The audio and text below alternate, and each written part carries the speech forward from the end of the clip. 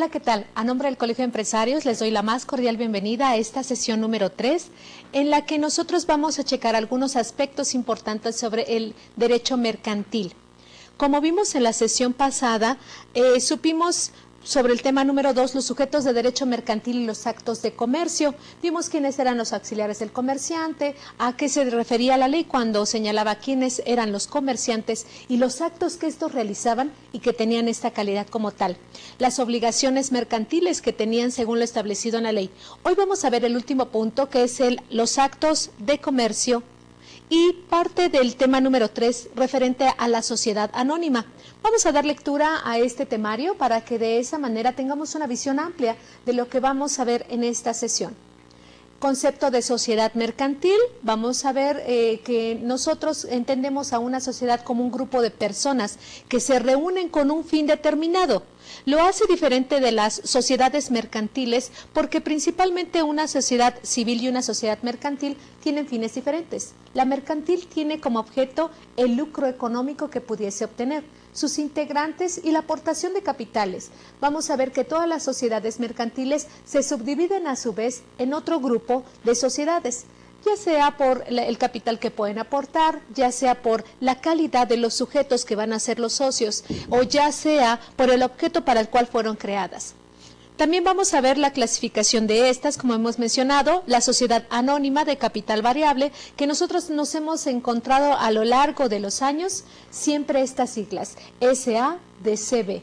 ¿Por qué capital variable? ¿A qué se refiere esto? ¿Puede cambiarse? Sí. Su naturaleza, como bien lo señala, la variabilidad consiste en el capital que se puede aumentar o disminuir. Vamos a ver en qué casos y qué condiciones señala la ley.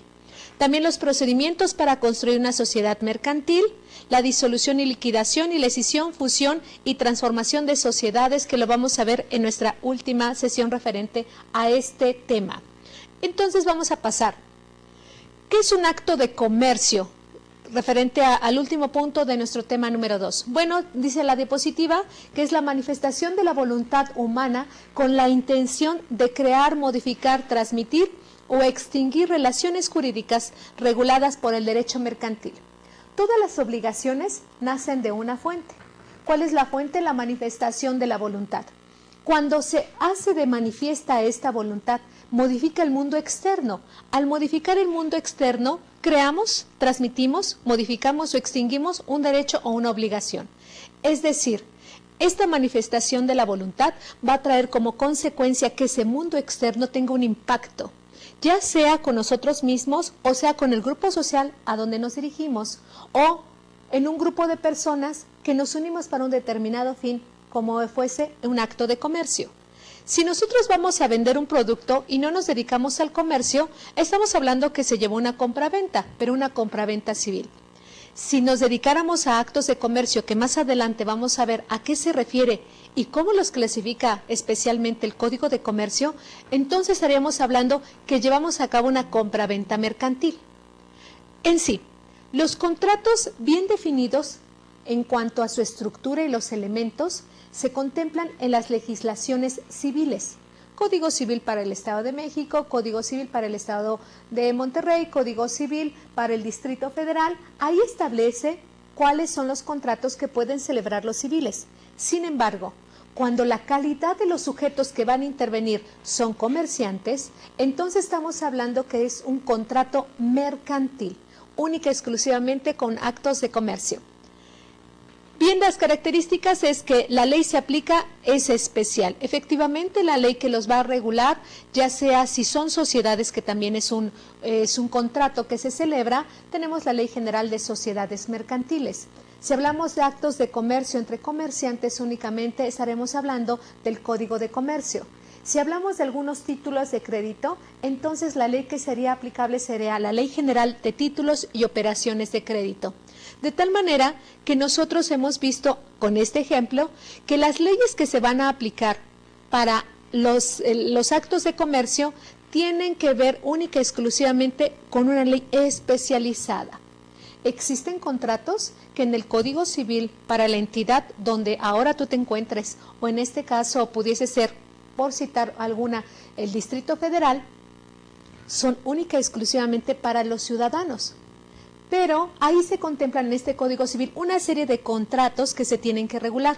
Sin embargo, cuando entramos en actos de comercio, tenemos disposiciones, un Código de Comercio, Ley General de Títulos y Operaciones de Crédito, Ley General de Sociedades Mercantiles y algunas otras leyes especializadas que van a determinar cuáles son las características para ese acto de comercio en específico. También intervienen tratados internacionales. Nosotros recordaremos que México tiene varios tratados internacionales, sobre todo en el comercio. Pero ¿quién no recuerda el Tratado de Libre Comercio? Obviamente, ese es uno de los tratados que ha tenido más impacto en el país. También existe esa normatividad especial para poderla llevar a cabo y que de esa manera se cumpla con estas normas. Ya no es un código civil simplemente.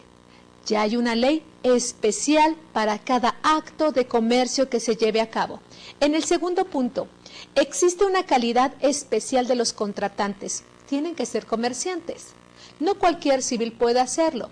O tiene que ser una persona física o moral que tenga actos de comercio continuo y que a través de la venta de sus productos, la distribución, pues tenga un lucro económico. Si no tiene este lucro económico, no podemos hablar que exista el comercio en sí. La tercera característica de manera general es que se aplica la costumbre en algunos contratos. Existen algunas poblaciones en México que tienen por costumbre quizás la entrega de la cosa unos días después de haberse celebrado el contrato. ¿Por qué? Porque tal vez la van a arreglar o van a cambiar algunas características para que se entregue con mejoría. Puede existir también algunos otros estados de la República que simple y sencillamente el hecho de estar presentes 2 o 3 más personas para la celebración del contrato es suficiente, aun cuando no se hubiese escrito. México tiene una de las características que es la palabra. Es decir, en algunos estados de la República y algunas regiones todavía se acostumbra que las compras se hagan a la palabra. Me dio su palabra de que me iba a vender este producto. Y por lo tanto existe el compromiso de hacerlo y elevarlo en un momento dado como si fuera un contrato con todas las formalidades de ley, con un objeto, los sujetos, sus elementos de existencia y de validez. Y sí, podríamos decir, pero solamente se reunieron los señores y aquí empezaron a hablar y se comprometieron y dieron su palabra y al empeñarla es más que suficiente para dar por satisfecha la celebración de ese contrato y exigir legalmente su cumplimiento. Por eso es que tenemos que atender que la costumbre no solamente es como una de las fuentes que va a generar el derecho. Aquí en los actos de comercio, forzosamente la costumbre sí tiene mucho que ver. ¿Por qué? Porque es uno de los elementos de validez que va a tener la elaboración de un contrato mercantil. Vamos a ir a nuestra siguiente diapositiva y vamos a ver qué dice el artículo 75 del Código de Comercio. En la fracción primera, todas las adquisiciones, enajenaciones, que son las entregas, y alquileres verificados con propósito de especulación comercial, o sea, 100% comerciales, de mantenimientos, artículos, muebles o mercaderías, sean en estado natural, sea después de trabajados o labrados. Ese es un acto de comercio. La segunda fracción señala las compras y ventas de bienes inmuebles, cuando se hagan con dicho propósito de especulación comercial. Nosotros hemos conocido empresas con diferentes nombres a lo largo de la República Mexicana que se dedican única y exclusivamente para la venta de inmuebles. Obtén tu casa de esta manera, te ayudamos a que se pueda hacer un crédito más fácil, las facilidades de pago y demás, una serie de instituciones que también tiene el gobierno, el Infonavit, que es una de las instituciones más recurridas para poder obtener un crédito y de esta manera adquirir un bien. Pero hay empresas especialmente que se dedican a esto o sociedades que única y exclusivamente son la venta de inmuebles. En la fracción tercera, las compras y ventas de porciones, acciones y obligaciones de las sociedades mercantiles. Nosotros hemos visto que en algunos lugares de la República hasta publicidad se da para la venta de acciones. Compramos sus acciones de determinada compañía. O vemos en el periódico algunos anuncios. Se compran acciones de la compañía tal, en tanto. Urge comprar o vender. Este tipo de empresa se puede dedicar exclusivamente a contactar entre una empresa y la otra para la venta de sus acciones respectivas. También es una forma de comerciar. Pensábamos a lo mejor que el comercio única y exclusivamente se dedicaba a bienes como este, que podemos nosotros tocar, que podemos nosotros determinar en su momento sus características, pero también existen otros, de los cuales solamente son jurídicos, son documentos, son derechos que se tienen única y exclusivamente sobre un acto de comercio, en este caso, las acciones. También en la fracción cuarta nos señala los contratos relativos y obligaciones del Estado u otros títulos de crédito corrientes en el comercio. Igual, hablamos única y exclusivamente de derechos. Quinto, las empresas de abastecimientos y suministros. ¿Cuántas veces no hemos sabido que existen empresas que se dedican exclusivamente a abastecer a otras más que se dedican a la producción de alimentos o restaurantes? Hay empresas que se van formando única y exclusivamente para comprar y hacer llegar todo lo necesario para que el restaurante pueda funcionar correctamente. O insumos, como son las memorias para la computación, para las computadoras en computación, como puede ser a lo mejor los inmobiliarios que se utilicen en algún set. Y estas empresas únicamente dan los suministros necesarios para otro fin, no específicamente ya sea en la elaboración de algún producto o en la venta de producto terminado. En una computadora, por ejemplo, pues se pueden vender única y exclusivamente lo que son los teclados. Nada más se venden los teclados. Bueno, o los cables que se pueden utilizar, distribuyen únicamente. En la fracción sexta, las empresas de construcciones y trabajos públicos y privados. Aquí muy bien lo señala. Nosotros hemos conocido que las empresas que se dedican al ramo de la construcción, pues son cementeras sumamente grandes e importantes en nuestro país que han tenido trascendencia en algunos otros países y que, bueno, por ideas de algún personaje por ahí se le ha ocurrido expropiarlas. Entonces, aun y cuando existan empresas que se dedican al ramo de la construcción, pues también entran como un acto de comercio. Si mi tía entonces tiene una empresa pequeñita, y le decimos empresa porque quizás sea mi tía, mi tío y mis primos que se dedican a hacer casas, estamos hablando que efectivamente es un acto de comercio. Bueno, si el fin de hacer las casas es obtener un lucro o de construir algo, obviamente estamos hablando que sí es. Sin embargo, si este tipo de construcciones únicamente lo hacemos y le ayudamos a lo mejor a mi tía a hacer su casa, pues obviamente no estamos hablando que tenga como objetivo obtener un lucro económico por ayudarle a mi tía a hacer su casa. Entonces, el acto de comercio sí conlleva 100% el lucro económico que se pueda obtener. Las empresas de fábricas y manufacturas. La séptima, las empresas de transportes de personas o cosas por tierra, por agua y las empresas de turismo.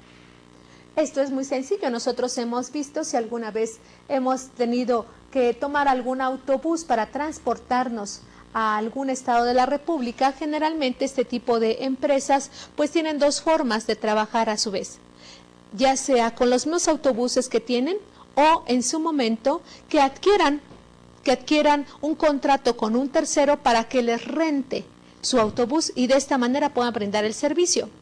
Y si entonces viajo en un autobús en el cual la empresa lo rentó y no es de la empresa y sucede un accidente, ¿me tengo que entonces que pelear con el dueño legítimo del camión? Pues no. ¿Por qué? Porque se tiene que asumir la responsabilidad. Ahí entramos en otro contrato, un contrato de transporte. Y este contrato de transporte lo estamos celebrando con la empresa que se dedica a transportar personas. De tal manera que así nosotros podemos ver que en los actos de comercio puede intervenir una serie de contratos que celebran los comerciantes o estas personas que tienen la capacidad de comerciar. ¿Para qué? Para que de ellos mismos se deriven algunas otras obligaciones. Pero no tenemos que perder de vista que también están constituidas su objetivo como un acto de comercio. Las librerías y las empresas editoriales y tipográficas. Si quizás nosotros nos queremos dedicar a la distribución de libros, bueno, no entraríamos en su momento como productores de libros, pero sí podemos tener una librería única exclusivamente para la venta. Y las empresas de comisiones de agencias, de oficinas de negocios, comerciales, casas de empeño y establecimientos de ventas en pública almoneda. Las empresas de espectáculos públicos. Nosotros hemos visto grandes empresas a lo largo de la República Mexicana que llegan producciones europeas o producciones estadounidenses que llegan a varias partes de América y también obviamente algunas otras partes del mundo y que dan a conocer espectáculos. Y hay una empresa o varias empresas también en México de las cuales se dedican única y exclusivamente a la venta de boletos. ¿Quieres ver un espectáculo? Bueno, marca tal número y vas a contactar con esta empresa y esta empresa a su vez va a venderte ese espacio para que tú puedas ver ese espectáculo. Entonces, ya vemos que esta empresa que se dedica a la venta de estos boletos, pues obviamente es una empresa con actos comerciales. Pero la que viene y monta el espectáculo también está considerada como un acto de comercio. Las operaciones de comisión mercantil, las operaciones de mediación de negocios mercantiles y las operaciones de bancos. Pareciera que los bancos nada tenían absolutamente que ver con un acto de comercio, pero ¿cómo no van a tener algo que ver cuando nosotros vemos nuestro estado de cuenta y vemos que comisión por esto, comisión por abrir la cuenta, comisión por cerrarla, comisión por pasar por el banco, comisión por acercarse a más de 3 metros y bueno, una serie de comisiones que no acabamos? ¿Cómo no va a ser un acto de comercio, sobre todo para los banqueros? La siguiente fracción. Todos los contratos relativos al comercio marítimo y a la navegación interior y exterior. Todo lo que se lleve a cabo en las ventas, en los astilleros incluso, o dentro de los barcos también. Y nosotros vamos a citar un ejemplo. Si estamos dentro de un avión trasladándonos a algún lugar y bueno, llega la sobrecargo y nos pasa un librito muy interesante en el cual señala duty free. Todo lo que usted quiera comprar en este momento libre de impuestos y bueno, viene una serie de cosas que uno se da vuelo empezando a ver y dice, ay sí, efectivamente eso está más barato que lo vi en el aeropuerto tal o lo vi en tal ciudad y efectivamente es un poco más barato. ¿Estamos hablando también de un acto de comercio? No porque sea libre de impuestos no será un acto de comercio. ¿Es comercio el que hace la aerolínea o directamente los productos? Porque yo estoy contratando un servicio de transporte para que me transporten de un lugar al otro vía aérea. Entonces, si tengo ese contrato de transporte, a su vez se está celebrando un acto de comercio por el simple hecho de querer este producto que está en la página tal del catálogo que me están mostrando, pues sí, determinadamente estamos señalando que es un acto de comercio. Libre de impuestos o no, pero es un acto de comercio. Los depósitos por causa de comercio, los depósitos en los almacenes generales y todas las operaciones hechas por los certificados de depósito y bonos de prenda librados por los mismos. Los cheques, letras de cambio o remesas de dinero de una plaza a otra entre toda clase de personas. Entonces, si el cheque es un acto de comercio, ¿por qué es tan fácil entonces decir que vamos a dar un cheque? ¿Acaso no es una forma de pago el cheque? Pues es un título de crédito. Y si es un título de crédito, ¿en qué vía se va a dirimir el que no me paguen los fondos de un cheque? Por la vía mercantil. Pero quizás hemos escuchado, pero yo sé si no me pagan un cheque y no tiene fondos, pues lo puedo denunciar, es decir, hacerlo saber ante las autoridades penales para que se siga un procedimiento. Sí, también. Efectivamente, pero primeramente se tiene que agotar la vía mercantil para posteriormente iniciar con una denuncia de carácter penal. La mayoría de los estados han modificado ahora que si no se tienen los recursos económicos para poder cubrir un cheque y se inicia un procedimiento penal por un fraude específico, lo único que se tiene que hacer para evitar la cárcel es pagar el monto de lo defraudado y evitar la cárcel de esa manera. Un gran avance, porque meramente si es un acto de comercio el dar un cheque, ¿por qué tendría que tener repercusiones de carácter penal? Bueno, lo que pasó es de que al darse este boom de tener fácilmente una chequera, se ocupaba un cheque como un documento en el cual se respaldaba la acción comercial que se fuera a celebrar. Es decir, te estoy dando un cheque por esta cantidad de dinero, por lo tanto avala la cantidad de dinero que dice contener. Y se ocupó para defraudar, para engañar a las demás personas y tener un aumento en su patrimonio, este dador, el que extendía el cheque, y en perjuicio de la persona que le debían esa cantidad de dinero o que ya no podía recuperar su mercancía. De ahí que se elevara en su momento a un carácter penal como un fraude específico. Das un cheque sin que tengas fondos y trae consecuencias penales. Hasta hace poco, la cárcel. Ahora pagamos la reparación del daño. Y parecería contradictorio. ¿Por qué quiero hacer énfasis en eso? Porque resulta que nuestra Constitución señala que nadie puede ser preso por deudas de carácter meramente civil. Y el cheque provenía de un acto de comercio, si bien es cierto, de derecho mercantil, pero entre comerciantes. Entonces, si viene de un acto de comercio, ¿por qué forzosamente tendría que ser implicada la materia penal? Bueno, esto lo vamos a tratar de discernir cuando veamos el cheque. También los vales u otros títulos a la orden o al portador y las obligaciones de los comerciantes, a no ser que pruebe que se derivan de una causa extraña al comercio. Esta fracción número 20 señala perfectamente bien que sea derivado de un acto de comercio. Si no es derivado de ese acto de comercio, estamos hablando de cualquier otra cosa, menos algo relacionado con el derecho mercantil, menos algo relacionado con un acto exclusivamente entre comerciantes. Entonces hay que poner mucha atención en ese tenor. La siguiente fracción señala las obligaciones entre comerciantes y banqueros, si no son de naturaleza esencialmente civil. ¿Por qué?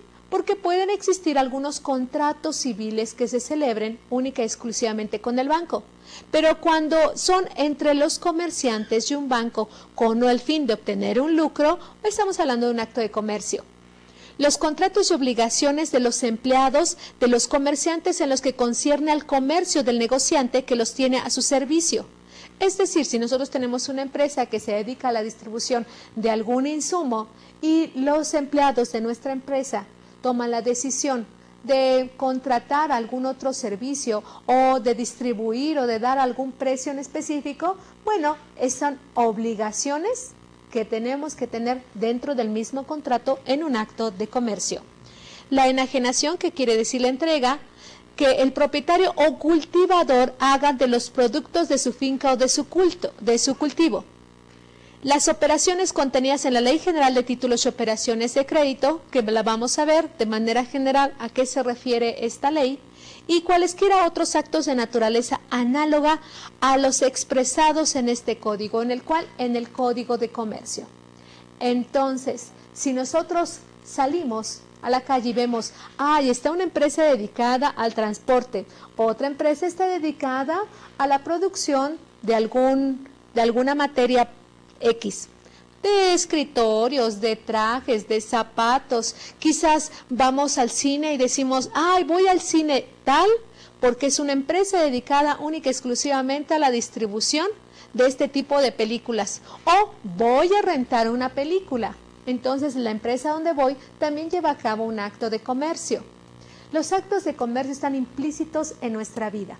¿Y por qué? Porque es una forma en la que se pueden allegar no solamente recursos económicos, sino en la que se echa a andar la parte productiva del Estado, de tal manera que sean sumamente importantes en nuestra legislación y tengan que estar bien reglamentados, porque impacta tremendamente el hecho de que un acto de comercio no se lleve bien, o que este acto de comercio tenga alguna laguna por ahí. ¿Por qué?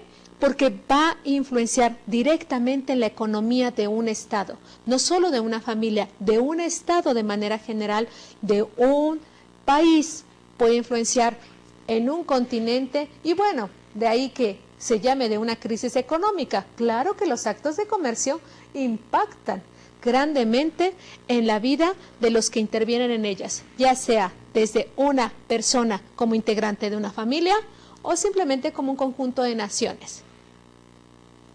El artículo 76 de esta misma ley hace una acepción perfecta sobre lo que no es un acto de comercio. No son actos de comercio la compra de artículos o mercaderías que para su uso o consumo o los de su familia hagan los comerciantes, ni las reventas hechas por obreros cuando ellas fueren consecuencia natural de la práctica de su oficio. ¿Qué quiere decir? No por el hecho que yo sea un comerciante, pueda ir al súper y comprar quizás pasta dental, sopa o algunos otros utensilios que vaya a necesitar. No por ese simple hecho, ay, es que usted es comerciante. Entonces, como usted es comerciante, todos los actos que haga usted son de comercio. No, porque son exclusivamente para la familia. Y también habla aquí sobre esta protección a los obreros. Dice, cuando ni las reventas hechas por obreros fueran consecuencia de la práctica de su oficio. Es decir, si tenemos a una persona que se dedica a hacer manualidades y la venta de sus propias manualidades las hace, pues obviamente es parte de su oficio. Otra parte del oficio, un ebanista, un herrero, un soldador, parte de su oficio. Claro, pero si tenemos una empresa en la que nos reunimos varios soldadores o varios ebanistas y tenemos que formar una sociedad, podemos formar ya sea por la vía civil o por la vía mercantil, una sociedad o una asociación, dependiendo el caso. Vamos a pasar a nuestro tercer tema, las sociedades mercantiles. Vamos a iniciar con el conjunto de sociedades, sus características, qué es lo que se define en ellas, cómo podemos identificar fácilmente que estamos hablando de una sociedad mercantil.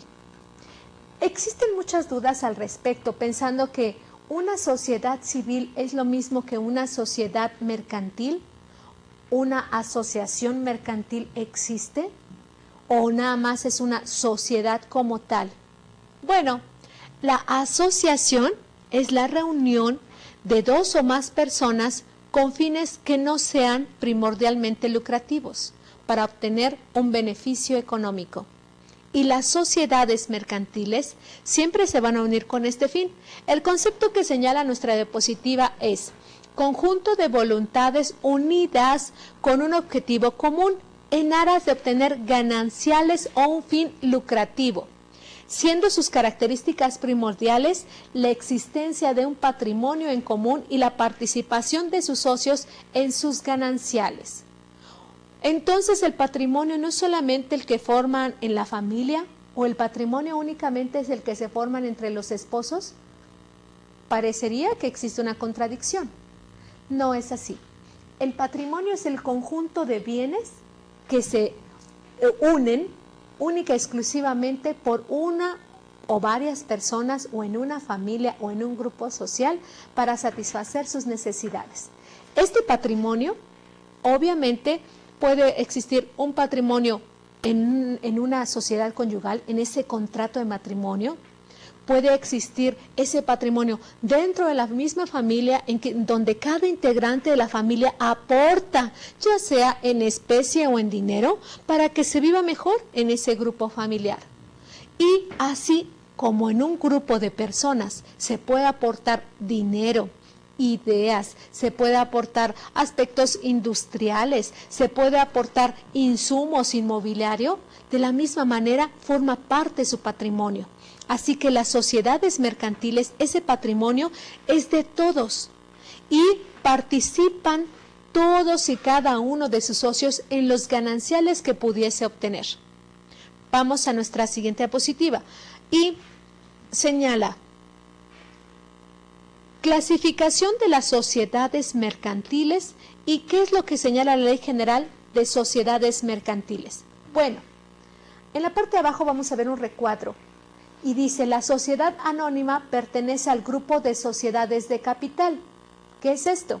Sociedades que tienen un patrimonio, que ese capital, ya sea que forma parte del patrimonio, pues sea cuantificable.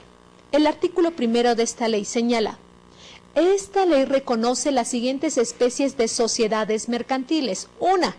sociedad en nombre colectivo, sociedad en comandita simple. ¡Qué difícil nombre! ¿Quién se le va a ocurrir? A ver, disculpe usted trabaja en este lugar, sí, ¿es de comandita simple? ¿Qué es eso? No, bueno, vamos a ver más adelante que no es tan complejo como su nombre lo menciona, porque nadie está diciendo, ay, ¿sabes qué? Voy a formar una sociedad en comandita simple, como tú ya bien sabes, ¿cómo está? Sí, claro, en mi familia también hay muchas. No, simple y sencillamente, nosotros lo único que tenemos que ver es a qué le llama el legislador comandita, para que no haya ahí esa confusión. Sociedad de responsabilidad limitada.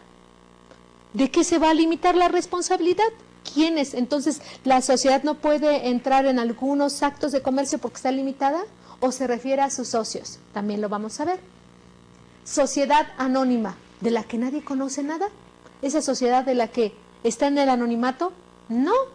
Una sociedad anónima, vamos a ver por qué el legislador en su momento le puso este nombre de anónima y la participación que puede tener cada uno de los socios.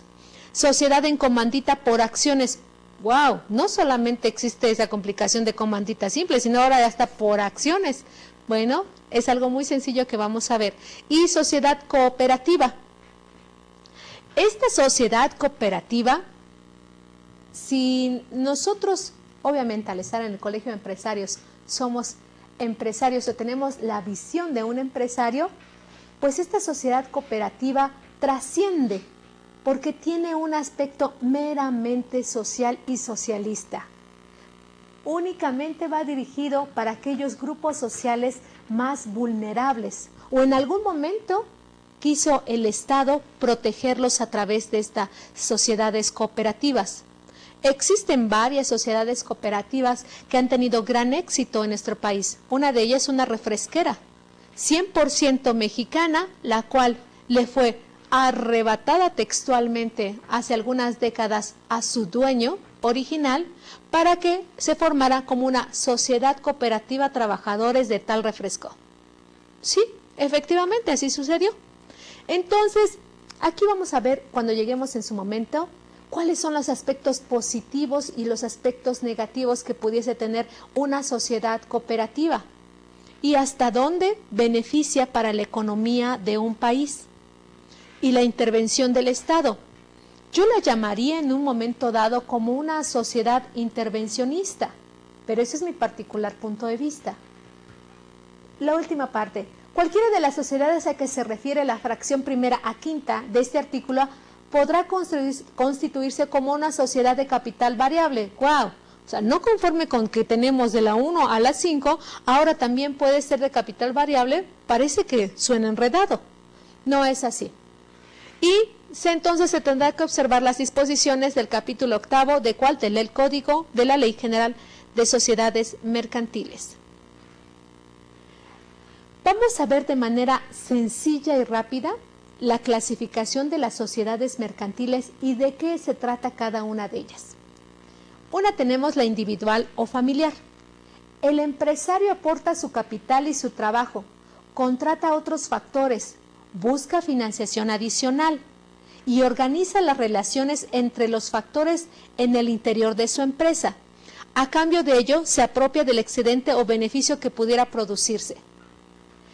En una sociedad individual o familiar, vamos a hablar de una familia, ¿quién tendría mayor beneficio económico en esa sociedad?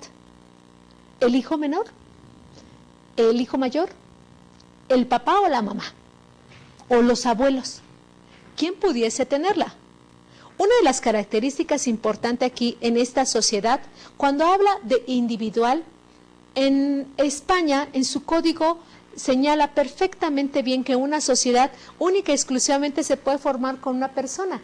En nuestra legislación, forzosamente se necesitan dos. Entonces, si habla aquí sobre una clasificación de una sociedad mercantil que es individual o familiar, bueno, individual para nuestra legislación no puede ser con un solo individuo, pero sí puede ser familiar. Y aquí aporta no solamente su capital, sino también su trabajo. la mayoría de las empresas en nuestro país empezaron como una empresa familiar, como una sociedad mercantil familiar, no constituidas ante notario público, no inscritas en el registro público de la propiedad y del comercio. No, simple y sencillamente empezaron como una forma de llegarse recursos económicos. Empezaron a trabajar y bueno, ese dinero que ya obtenía, entonces lo invertía, compraba esa mercancía y volvía a venderla. Y le dije a mi esposa, ¿sabes qué? Deja un poco la casa porque ya no puedo atender el negocio, ven y ayúdame, y la esposa está ayudando. Y los niños regresando del colegio, entonces vayan y ayuden también a su padre. Y mientras yo hago la comida como ama de casa, entonces los niños están ayudando y después todos empezamos. Y empiezan a crecer este tipo de sociedades en la familia. Y si es válido, esa es una transformación que viene obteniéndose poco a poco.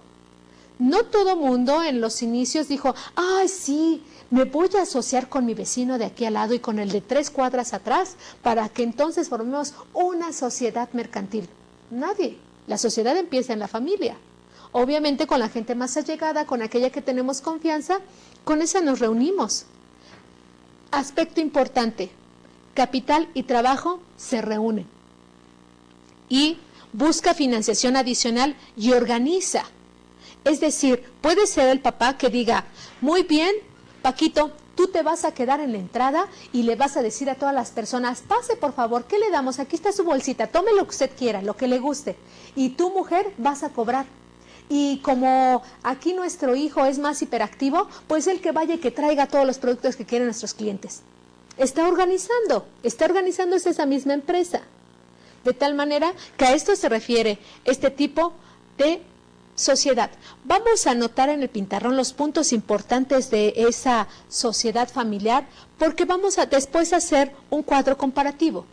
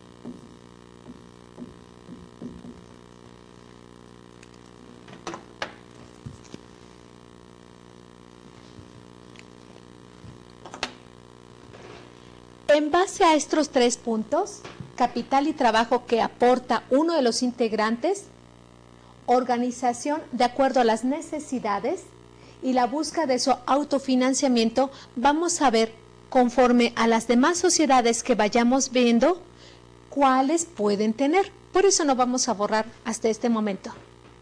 En la siguiente diapositiva se señala sociedad colectiva. Se caracteriza porque cada uno de los socios responde por el capital que aportó, siendo esta limitada, y si muere o decide retirarse alguno de los socios, debe constituirse de nueva cuenta. Vamos a ver entonces a nuestro recuadro qué pasa con el capital y trabajo que aporta. En esta sociedad colectiva no hay, dice, busca autofinanciamiento y organiza de acuerdo a las necesidades. ¿Qué pasa con este capital o trabajo que se aporta? ¿De qué manera es? ¿Aporta capital y trabajo? ¿O solamente en la sociedad colectiva se aporta única y exclusivamente el capital? Aquí la organización y busca su autofinanciamiento en la sociedad familiar, pues nada más va a responder en la familia, ¿responderá aquí de un todo o responde únicamente en una parte? Ya vimos entonces que en la sociedad colectiva únicamente cada socio va a responder por la parte que le corresponda, única y exclusivamente.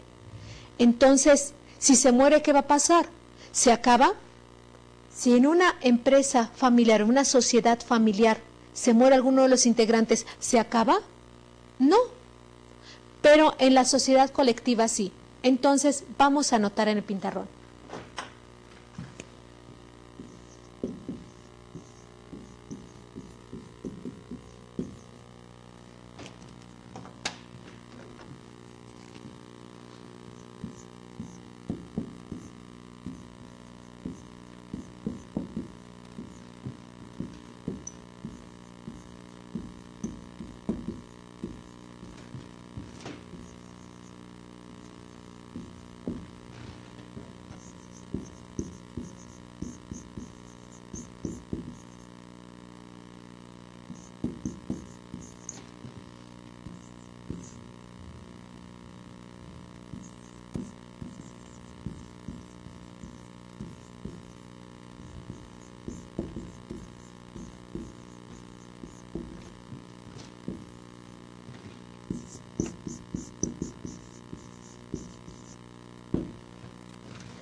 El capital es aportado de manera limitativa. Responde cada uno de los socios por el capital que aportó. Aquí es en un conjunto. Aquí hasta el mismo capital se va a invertir para poder obtener mayores gananciales. En la sociedad colectiva, dependiendo del capital que se haya aportado, este capital va a obtener sus gananciales. No es en un todo, no es en un conjunto. Y aquí, si se muere un integrante, pues lo que va a suceder es fácil y sencillo, que se va a volver a constituir esa sociedad. En la familia no es así. Espero que tomen nota de esto, porque voy a borrar para hacer un siguiente cuadro.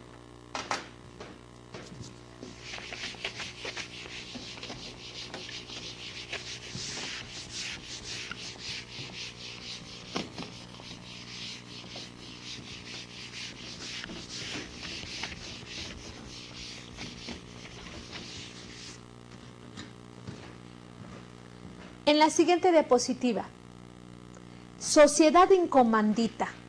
¿Qué es esto?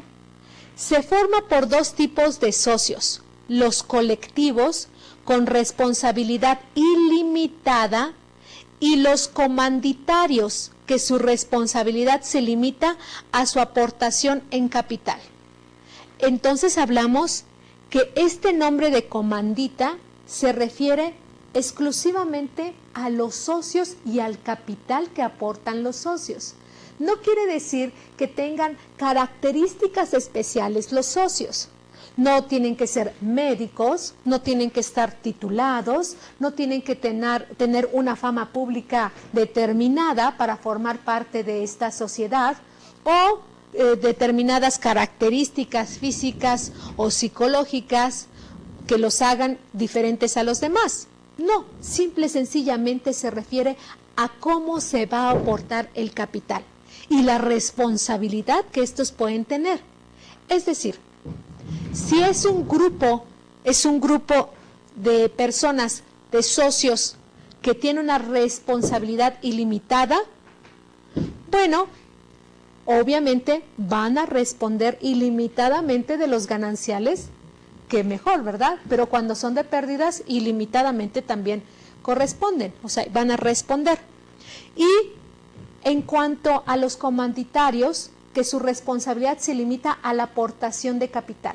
Es decir, pues yo nada más voy a aportar quizás esta cantidad de dinero, 500, 600, 800, miles o millones. Sobre estos yo voy a responsabilizarme, sobre estos tengo responsabilidad y sobre esto nada más voy a obtener mis gananciales.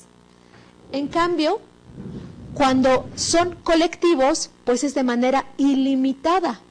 Quiere decir, pareciera que en este tipo de socios colectivos se pierde qué partes de cada quien. Sí, efectivamente.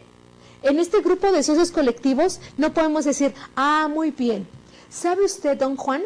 Usted aportó 25% y usted, doña María, aportó el 33.4% y usted aportó el 1.8%. No, colectivamente ellos, nadie va a determinar qué capital. Pero si se limita su capital a que don Juan efectivamente puso el 25.4% y doña María puso quizás el 3.8%, sobre ese capital es en el que tiene que responder.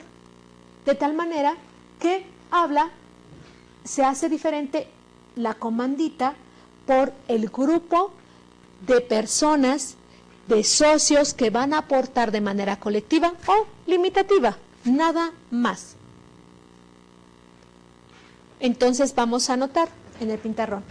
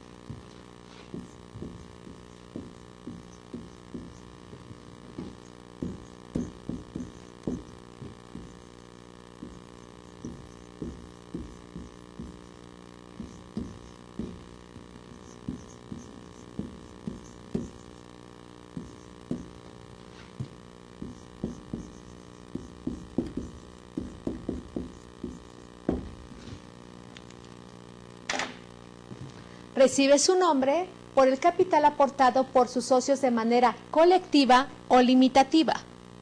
Ilimitadamente, si es colectivo. E ilimitadamente, única y exclusivamente, por una aportación específica. No vamos a borrar para saber qué pasa con las sociedades cooperativas. Se forman por los propios trabajadores que aportan el capital necesario denominado fondo social, y cuya administración y gestión llevan a cabo los mismos empleados. Una sociedad cooperativa.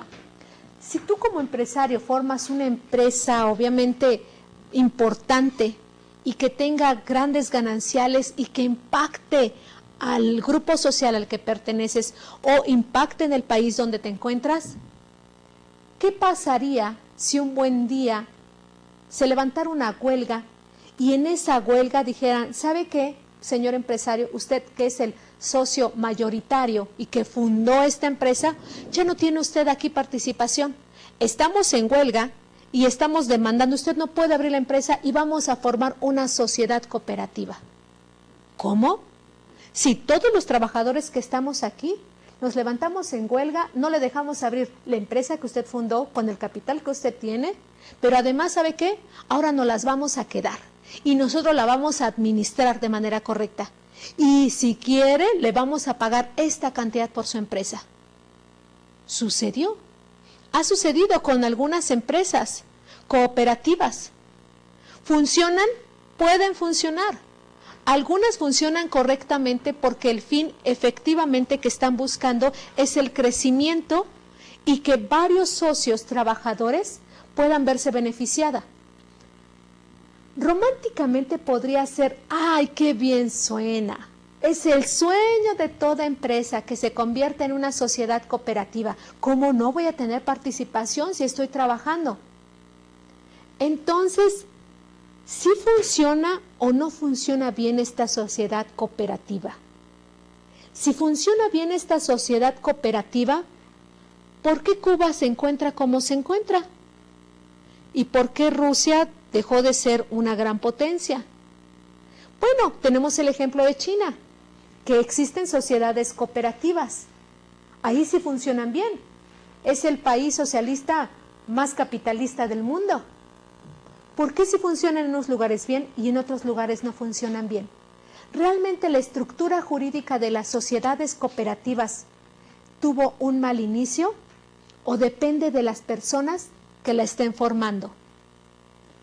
Pues no, jurídicamente es perfecta. Jurídicamente nace con la intención de que los trabajadores, quienes son los que aportan tanto la mano de obra para el crecimiento de esta empresa, pues pueda funcionar de manera correcta. Sin embargo, depende mucho la ideología de los que en ella participen. En gran parte de América Latina, la ideología no se tiene para trabajar de manera conjunta. Sí podrá haber, no tengo la menor duda de que puedan existir sociedades que de manera cooperativa funcionen perfectamente bien. No tengo la menor duda. Sin embargo, en nuestro país no ha funcionado del todo bien, porque existen algunos otros intereses, porque hemos visto que la avaricia puede constituir uno de los elementos más importantes para que aquellas empresas que impactaron en su momento a un grupo social se vengan abajo. No es que estoy en contra de trabajadores, yo también soy trabajadora. Sin embargo, la visión de un empresario pudiese ser frustrante en algunos casos. Yo formo mi empresa, me esfuerzo, a lo mejor empecé, como lo vimos hace un momento, con una empresa familiar, una sociedad familiar, empecé a organizar, compré, busqué el autofinanciamiento de maquinaria, invertí, no solamente trabajo, tiempo, capital y toda mi familia, y de repente llega un grupo de trabajadores a los cuales yo cumplí con sus obligaciones y derechos, yo cumplí con lo que tenía, ellos a su vez pudieron o no haber cumplido en su tenor y arrebatan de las manos mi empresa. Sí sucedió. En México hubo un caso muy sonado hace más de 2 décadas, en las cuales un empresario que se le ocurrió una gran idea de formar una serie de bebidas gaseosas que tuvo un gran impacto y que a lo mejor se peleó también en su momento con otra empresa estadounidense de dibujos animados por un pato, que si le corresponde a ellos primero, que si lo habían hecho unos, que si el otro. ¿Y qué pasó? Pues que estalló la huelga en esta empresa, y al estallar la huelga, la intención no era quitarle solamente la empresa, quitarle la vida también al dueño de la empresa. Y se armó un tremendo borlote, entraron los medios de comunicación, tomaron fotografías, y en una de ellas se ve muy claramente como uno de los trabajadores que ahora ocupa un cargo importante en esta sociedad cooperativa portaba un arma de fuego, y otro de los guardaespaldas de este socio mayoritario le disparó. Quedó plasmado para la historia. ¿Y qué pasó? Simple y sencillamente que estos trabajadores obtuvieron este triunfo, no solamente a través de la huelga, sino que formaron sociedad cooperativa. ¿Ha funcionado? Sí. ¿Ha crecido? Sí. Quizás no era la manera correcta también. Por eso hay que pensar muy bien. Si la intención es formar una sociedad cooperativa, bueno, desde su cimiento, en su momento podemos decir, vamos a formar una sociedad cooperativa, trabajamos para determinada industria, hemos obtenido la experiencia necesaria y no es malo llevarlo a cabo. Lo malo es arrebatarlo. Y en nuestro país, como en la mayor parte de los países de América Latina, se arrebatan las empresas de grandes empresarios, de grandes sueños, de esfuerzos, aportación de capital, de ese trabajo, se arrebata. ¿Por qué? Porque ahora tiene que ser de todos, porque esta idea socialista tiene que crecer. No, a título personal, no comparto con esta idea. Sin embargo, aquí nos señala nuestra diapositiva, tienen denominado un fondo social. Entonces ya vemos que la sociedad cooperativa son los mismos trabajadores que aportan su capital necesario. Aquí hay una calidad específica de los socios. Tiene que haber sido un trabajador. Entonces vamos a anotar en el pizarrón.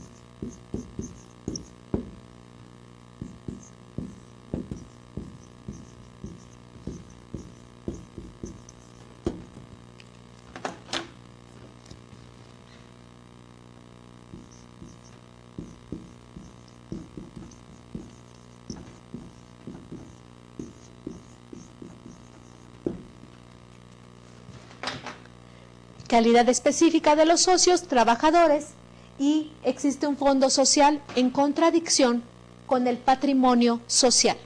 Es decir, no se llama patrimonio social o patrimonio de la sociedad, fondo social. Y también la administración se lleva a cabo a través de los mismos trabajadores. En la familia, la administración se llevaba por aquellos integrantes, se administraban para buscar financiamiento o para invertir los fondos que tenían o los gananciales. Aquí, los mismos trabajadores parece que vuelve de nueva cuenta a ese grupo familiar, pero no hay relaciones familiares, única y exclusivamente laborales que existieron con anterioridad. Voy a borrar.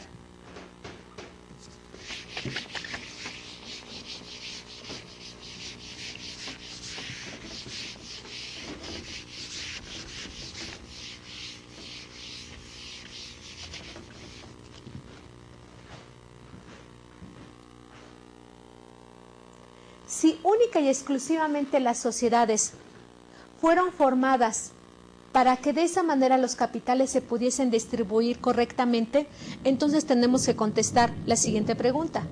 ¿Por qué hay sociedades que sí funcionan y por qué hay sociedades que no funcionan? Hablamos hace un momento de la ideología que tenía cada uno de los miembros, cada uno de los socios.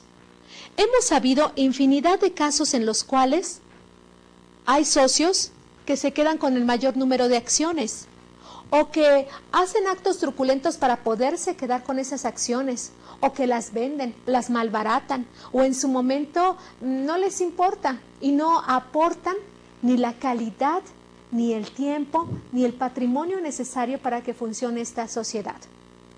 Vamos a ver algunos aspectos en el pizarrón que debemos de tomar en cuenta para cualquier sociedad.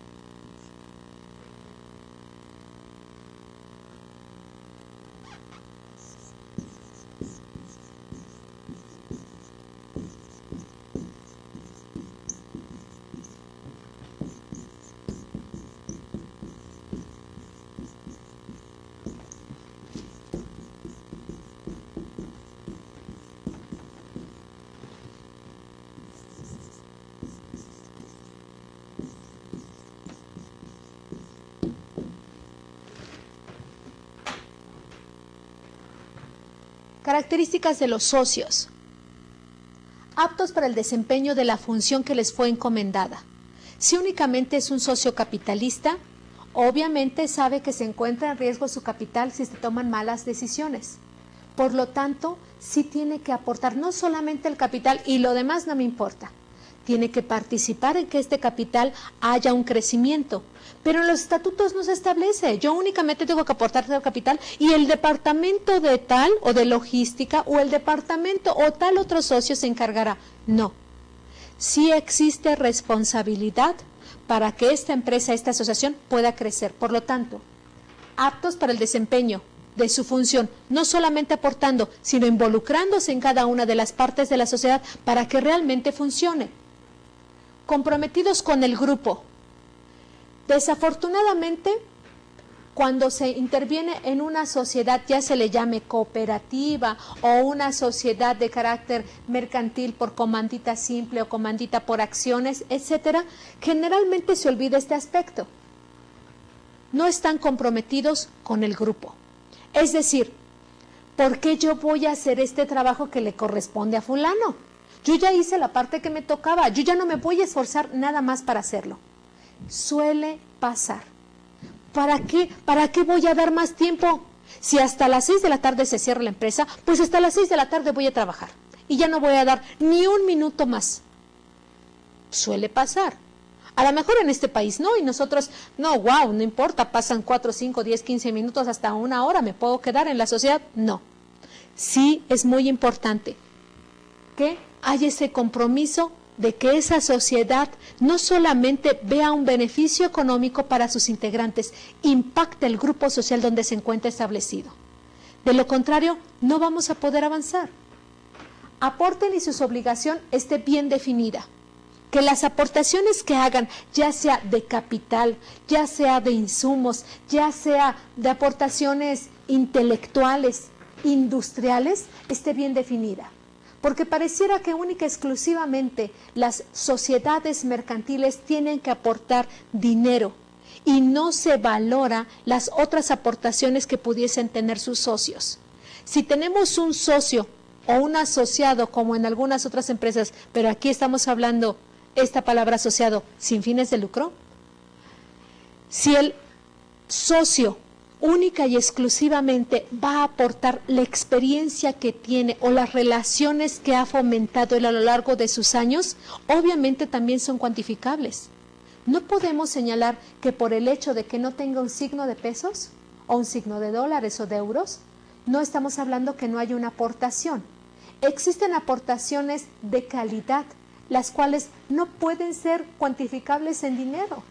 Sin embargo, es de suma importancia que uno de los socios pertenezca a este grupo, a esta sociedad mercantil, porque de ahí se podrán abrir algunas otras puertas y relaciones con otras empresas, quizás para fusionarnos, como lo vamos a ver en la sesión la próxima, o tal vez única y exclusivamente para poder acrecentar nuestro capital y podamos obtener mayores o mejores gananciales, o la credibilidad de alguno de los socios es tan importante que de ello depende el crecimiento o estancamiento de nuestra empresa.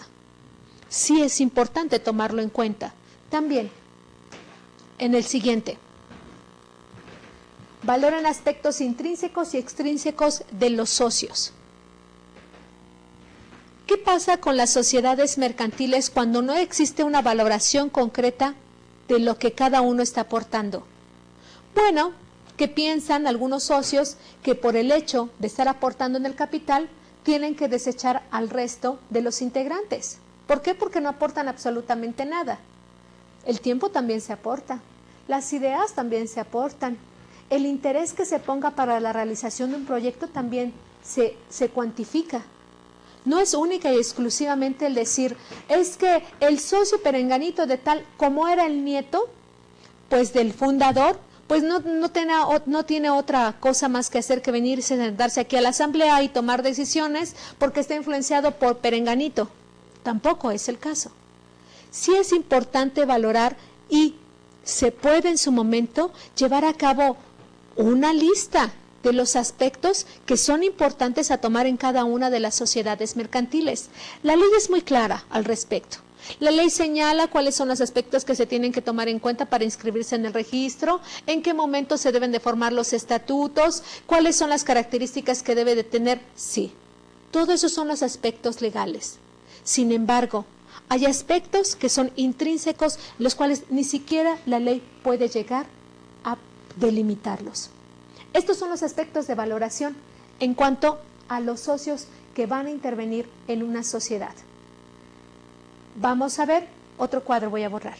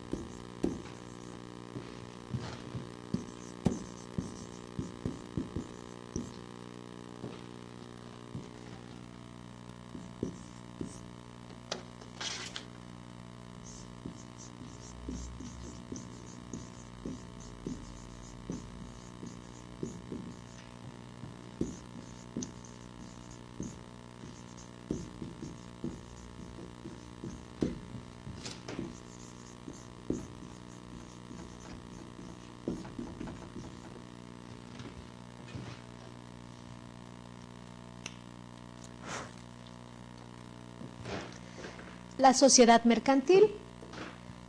Para diferenciarla de la sociedad civil, los aspectos son estos. Se define única y exclusivamente como objetivo un acto de comercio. Ya los vimos, cuáles son los señalados por la ley, dentro de todos los que señala, cuál de los actos de comercio se tienen que llevar a cabo. Ese es el objeto o el objetivo. La calidad de los socios, es decir, si son de manera colectiva o de manera individual. Y la calidad de los socios va a depender única y exclusivamente cuando hablamos de una comandita simple o una comandita por acciones. Es decir, que estos socios se van a obligar dependiendo al capital aportado. También, en cuanto al capital aportado, es una de las características que va a determinar claramente a la sociedad mercantil. Si es de manera limitada o de manera ilimitada, en qué porcentaje se va a responder o simple y sencillamente se responde en una totalidad del capital que se haya aportado. Única y exclusivamente para las sociedades cooperativas se llamará fondo social. En las demás sociedades de carácter mercantil se llamará patrimonio de la sociedad o el patrimonio social, sin que se tenga que confundir en su momento con todo lo que vimos con anterioridad en cuanto a que los miembros de la familia pueden obtener su patrimonio o a obtener un patrimonio y incrementarlo o disminuirlo, y también en el contrato de matrimonio. Nada que ver. Aquí toda la sociedad mercantil que se denomine como tal, su patrimonio se tendrá que estar bien constituido de las aportaciones que haya. Y el reconocimiento legal a través del registro. Es importante que toda sociedad mercantil tenga que ser registrada, obviamente, en el registro público de comercio. ¿Por qué? Para que sea oponible a terceros, para que no exista en su momento alguna complicación legal que impida que esta sociedad y tanto el capital aportado por cada uno de los socios se vea afectado por otro grupo de personas o por un individuo que pretenda reclamar derechos sobre esta sociedad mercantil. Sí, es sumamente importante registrarla. ¿De qué manera? En la próxima sesión vamos a ver cómo se puede constituir y registrar, pero adelantamos que si no se encuentran inscritas, obviamente no existen esos derechos debidamente garantizados y que se pueden oponer a cualquier otro derecho que pretenda reclamar ex socios o que pretendan reclamar fundadores o que pretenda reclamar cualquier otra persona ajena a la sociedad.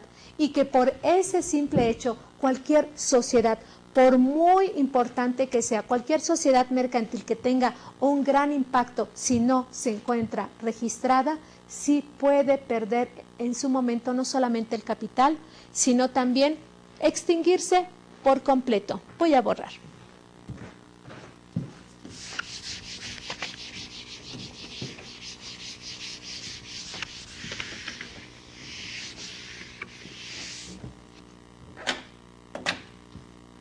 Hemos visto hasta este momento los actos de comercio para terminar nuestro tema número 2. Y también hemos visto las sociedades mercantiles, algunas características especiales que las hacen.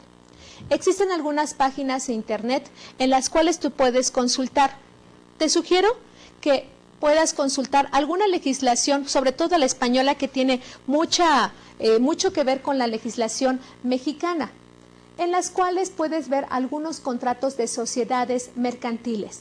De la misma manera, te sugiero que leas el Código de Comercio, la Ley General de Títulos y Operaciones de Crédito, para que sepas de manera más amplia si te interesó este aspecto que tomamos del cheque y del pagaré o de la letra de cambio, que también vimos que es un acto de comercio, y que también des lectura a la Ley General de Sociedades Mercantiles. En la actividad que vas a realizar, vas a entregar algunas respuestas que vas a tener que buscar en esta ley. No son artículos muy difíciles de comprender, pero sí es necesario que sepas que es importante remitirnos a la legislación, que es la que más tiene que ver para resolver todas las dudas que tengamos con respecto a las sociedades.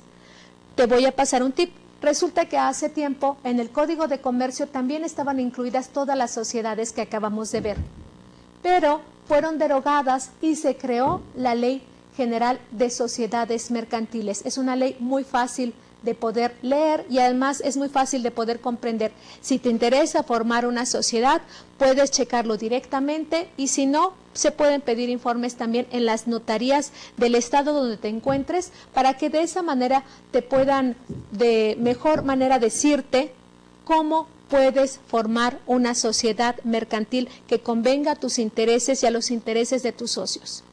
A nombre del Colegio de Empresarios, les doy las gracias por su atención a la presente y espero podernos ver en la siguiente sesión. Gracias.